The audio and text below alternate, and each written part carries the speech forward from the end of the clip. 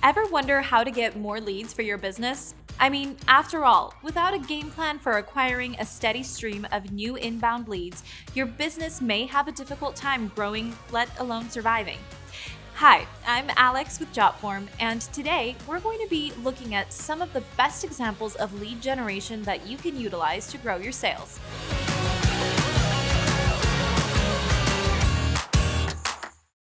Now, keep in mind, strategies for lead generation, the process of converting a somewhat interested potential customer into a bona fide paying and hopefully repeat customer, are seemingly endless. There are hundreds, if not thousands, of different ways to go about it, and at the end of the day, we're all in a race to beat our competition for the same groups of leads. So, while this guide will go over a few of the most obvious, no-brainer places to start, you've got to be creative and think differently about how you would apply these to your product, service, or business in order to beat your competition. So, let's jump right in and start with the granddaddy of lead generation: search marketing.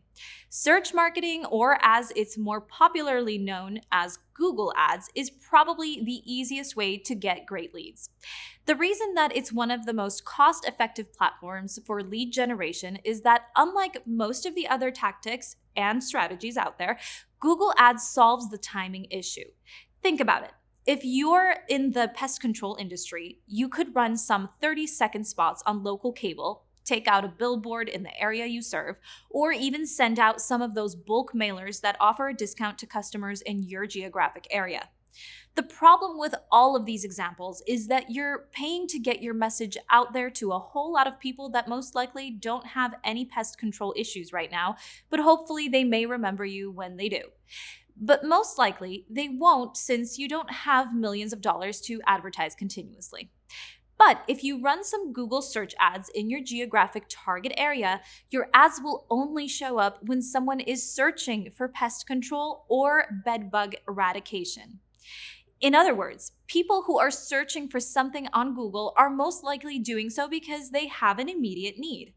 The sales timing issue is solved by the very nature of the activity, and your advertising dollars are spent far more efficiently by having your company's information only show up when someone is searching for getting rid of a wasp nest on my home.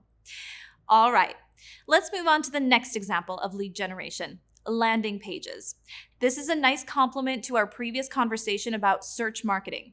Whenever someone clicks on your search ad, you have the opportunity to send them to a page on your website. Many novices that are just starting out make the critical mistake of just sending everyone to their website homepage. Now, your potential customer has clicked on your ad. You just paid anywhere from a few bucks to $20 or more for that click, and your customer now has to browse and search through your website for that one thing you offer that they were searching for in the first place. The result is that most visitors land on your homepage, don't see exactly what they're searching for, and bomb out. They go right back to Google and click on the next link in the search results. And you've just paid for a click that resulted in nothing. The most savvy search marketers know that the greatest chance for conversions happens when the search term that was typed into Google is tightly aligned with the first page in which you send them to. Let's use our previous example where a potential customer typed "getting rid of a wasp nest on my home" into Google. Your search ad comes up near the top and they click. Now, instead of taking them to your website homepage that talks about all the different types of services you offer and the pests that you specialize in eradicating, you take them to a special page or landing page that was created specifically for search terms related to problems with wasps.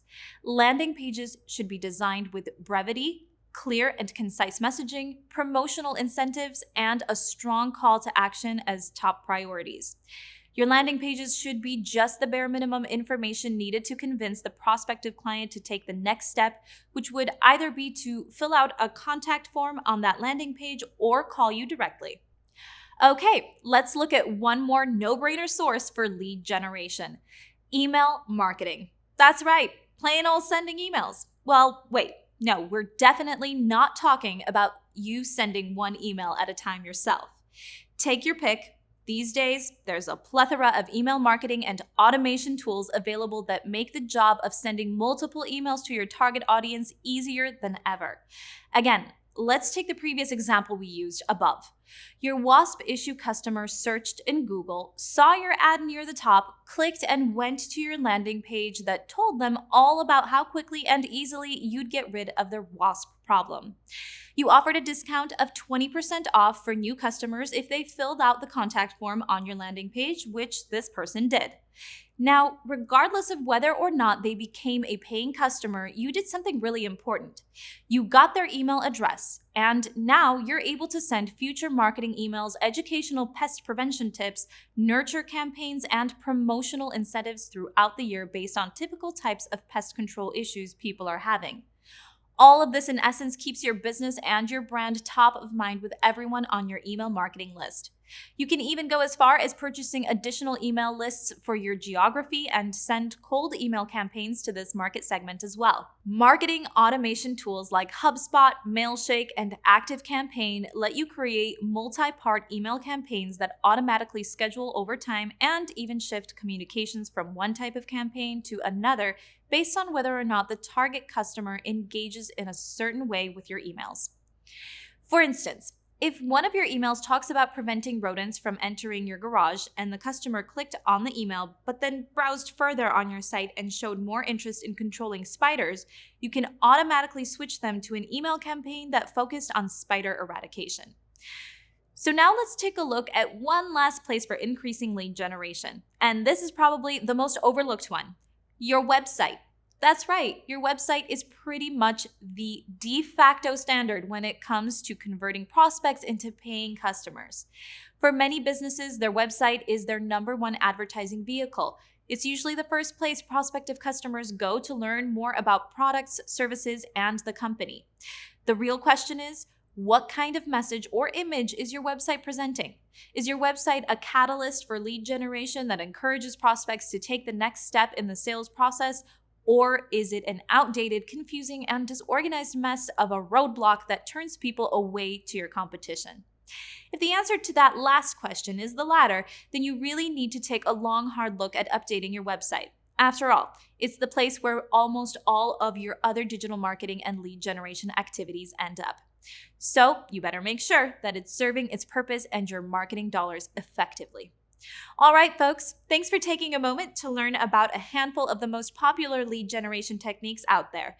Like I said earlier, there are literally hundreds of channels, avenues, tactics, and techniques that can bring qualified leads to your doorstep. Do your own due diligence and determine which is the right mix for your business. Gather and analyze data, see what works and what doesn't, and by all means optimize and improve over time.